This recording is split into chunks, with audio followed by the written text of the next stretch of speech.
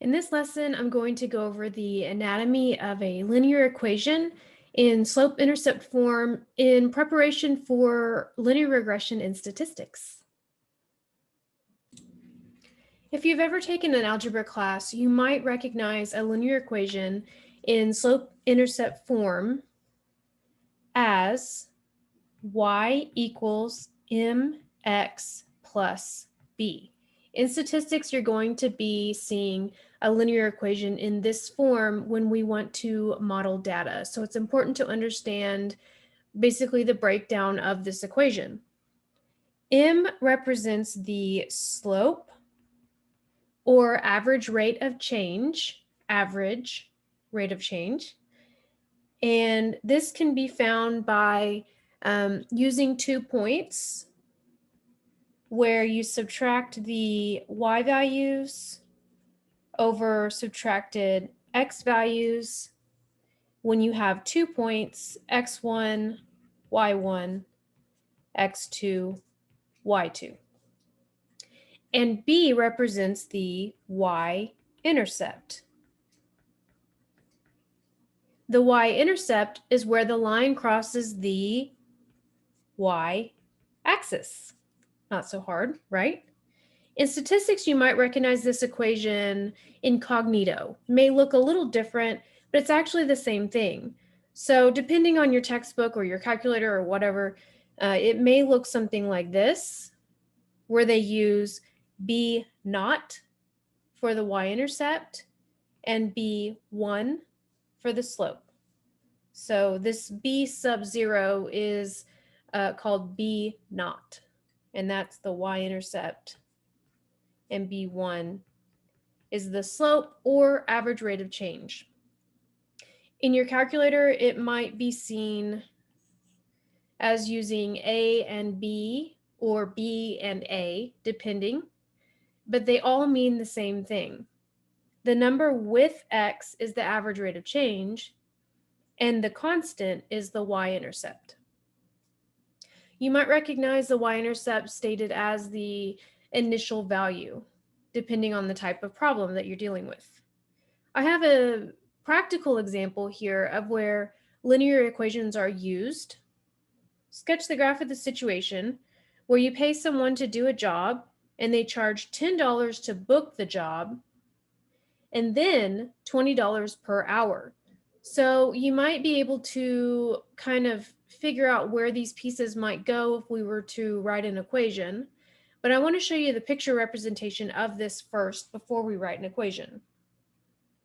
Since we're talking about money, I'm just going to do the positive axis of the graph because it doesn't necessarily make sense in this circumstance to have negative values.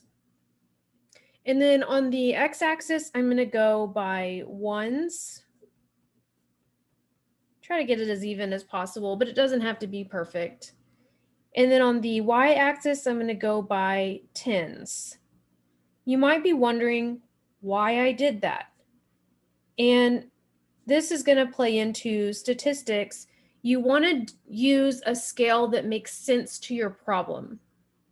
Basically, we're talking about dollars per hour. So these represent hours, and this represents amount or dollars or cost. And what's happening is the initial charge is $10. So at 0 hours, just to book the job, to secure your reservation, it's $10. And then after the $10, it's $20 per hour. So it goes up $20 per hour. And then $20 per hour. And this is where that slope comes into play. You might recognize slope as rise over run. So rise over run. That's the geometrical representation of slope.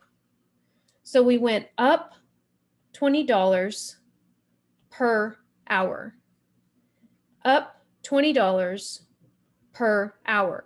So it rises 20 and runs 1 hour for an average rate of change of $20 per hour. And that's going to be our slope. In a linear equation, the average rate of change is constant, so it's always going to be $20 per hour. But for statistics, we use this average. We'll talk about that later. But basically what's happening here is we have the cost of the job is $10 plus $20 per hour. And then we have a linear equation. You could also write this as $10 plus $20 per hour. If you want to use y's and x's instead, that's fine. They both mean the same thing. They're just different variables. I like to use y's and x's because if you're going to be graphing it in a calculator, the calculator has an x. So let's try this next one. I want you to pause the video and try it and then come back and check. All right, so I haven't drawn the graph yet, but basically I've broken down the anatomy of the equation. In our equation, we have y equals -3x plus 5. The -3 with the x, since y is by itself, this is called slope-intercept form. Since y is by itself, the -3 in front of the x represents the slope, which in picture form, geometric form, -3 is how much it's rising or falling. And it's sometimes helpful to write it as a fraction. So I wrote -3 as a fraction by just putting it over 1. Sometimes this will actually be a fraction, but since it's not, I threw it over 1, and now I have my rise over run. But I need to know where the rise over run is coming from. I need a reference point. Now, if you have a point, any point on the line, then from any point on the line, that's the same slope. But they gave me a specific point. They gave me the y-intercept, which is written 0, 5. So I go over to the y-axis. I'm going to put a dot at 0, 5. From that point, I'm going to do the slope. Down 3, run 1. And I really only need 2 points to draw a line. But if you feel like you need more reference points to help you draw this line, you can keep going down 3 over 1. 1, 2, 3 over 1. And then you can draw your line as straight as possible. Sometimes it's hard if you're doing it by hand without a ruler. If you're doing it on paper and you don't have a ruler, it can be helpful to flip the paper up onto the dots and it provides like a straight edge, or you can use a finger or something. I don't know. This app has a straight edge tool, so you just hold it and it straightens out. Anyway, that is all I have for slope intercept form. I hope you enjoyed it. If you have any questions, please let me know and I'd be happy to help.